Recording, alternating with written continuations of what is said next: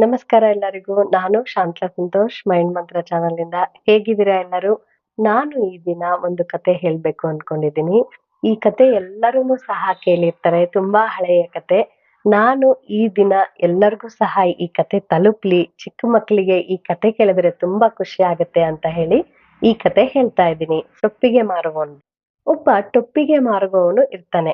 ಆ ಟೊಪ್ಪಿಗೆ ಮಾರುವವನು ಏನ್ ಮಾಡ್ತಾನೆ, ಒಂದು ದೊಡ್ಡ ಗಂಟಲ್ಲಿ ಅವನು ಎಲ್ಲಾ ಟೊಪ್ಪಿಗೆಗಳನ್ನ ಹಾಕೊಂಡು ಗಂಟ್ ಕಟ್ಕೊಂಡು ಮಧ್ಯಾಹ್ನ ಊಟಕ್ಕೆಲ್ಲ ತಗೊಂಡು ಎಲ್ಲಾ ಒಂದು ಹಾದಿಯಲ್ಲಿ ನಡ್ಕೊಂಡು ಹೋಗ್ತಾ, ಆಮೇಲೆ ಊರುಗಳಿಗೆ ಬೇರೆ ಬೇರೆ ಊರುಗಳಿಗೆ ಹೋಗ್ತಾ ಟೊಪ್ಪಿಗೆಯನ್ನ ಮಾರ್ತಾ ಇರ್ತಾನೆ.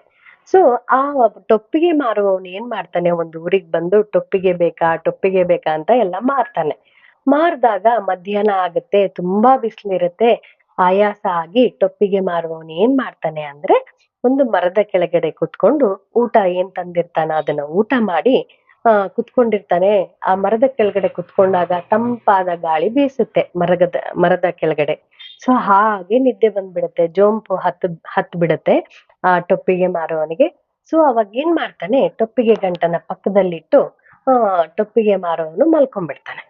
ಮಲ್ಕೊಂಡಾಗ ಏನಾಗುತ್ತೆ, ಅಲ್ಲಿ ಇರುವ ಮರಗಳಲ್ಲಿ ಕೋತಿಗಳು ಇರುತ್ತೆ, ಮಂಗಗಳು. ಮಂಗಗಳು ಏನ್ ಮಾಡತ್ತೆ, ಕೆಳಗಡೆ ಬಂದು ಆ ಗಂಟನ್ನ ಬಿಚ್ಚಿ ಅದ್ರಲ್ಲಿರುವ ಎಲ್ಲಾ ಟೊಪ್ಪಿಗೆಗಳನ್ನ ಒಂದೊಂದಾಗಿ ಹಾಕೊಂಡು, ಕೆಲವು ಟೊಪ್ಪಿಗೆಗಳಿರುತ್ತೆ ಹಾಕೊಂಡು ಮರದ ಮೇಲೆ ಹತ್ತಿ ಕುತ್ಕೊಂಡ್ಬಿಡತ್ತೆ. ಆಗ ಟೊಪ್ಪಿಗೆ ಮಾರುವವನು ಕೆಲವು ಸ್ವಲ್ಪ ಸಮಯ ಆದ್ಮೇಲೆ ಎದ್ದೇಳ್ತಾನೆ. ಎದ್ದು ನೋಡ್ತಾನೆ, ಟೊಪ್ಪಿಗೆನೇ ಇರಲ್ಲ ಅದ್ರಲ್ಲಿ, ಅವನ ಗಂಟಲ್ಲಿ. ಆಗ ಅನ್ಕೊಳ್ತಾನೆ, ಎಷ್ಟೊಂದ್ ಟೊಪ್ಪಿಗೆ ಐತಿ, ಏನಾಯ್ತು ಅಂತ ನೋಡ್ತಾನೆ ಸುತ್ತಮುತ್ತ. ಅಲ್ಲಿ ಮಂಗಗಳು ಅವನ ಟೊಪ್ಪಿಗೆಗಳನ್ನ ಹಾಕೊಂಡು ಆ ಕಡೆಯಿಂದ ಈ ಕಡೆಗೆ, ಈ ಮರದಿಂದ ಆ ಮರಕ್ಕೆ ಜಿಗಿದಾಡ್ತಾ ಇರತ್ತೆ.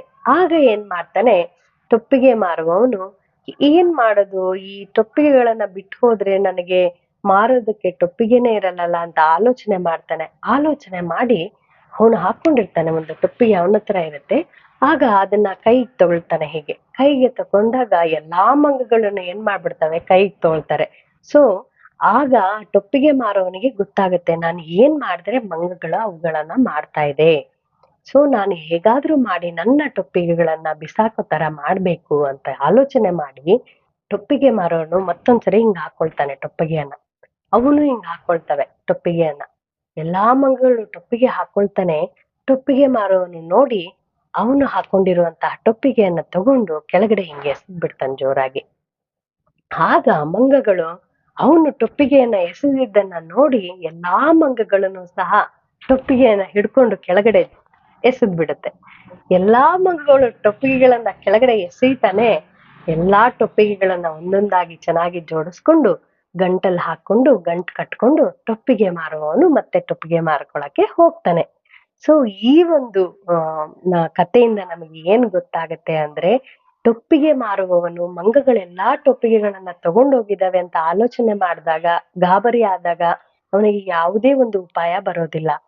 ಆಗ ಟೊಪ್ಪಿಗೆ ಮಾರುವವನು ಏನ್ ಮಾಡ್ತಾನೆ, ಈ ಮಂಗಗಳಿಂದ ಹೇಗೆ ಟೊಪ್ಪಿಗೆಗಳನ್ನ ಇಸ್ಕೋಬೇಕು ಅಂತ ಆಲೋಚನೆ ಮಾಡಿದಾಗ ಅವನಿಗೆ ಆಲೋಚನೆ ಉಳಿಯುತ್ತೆ.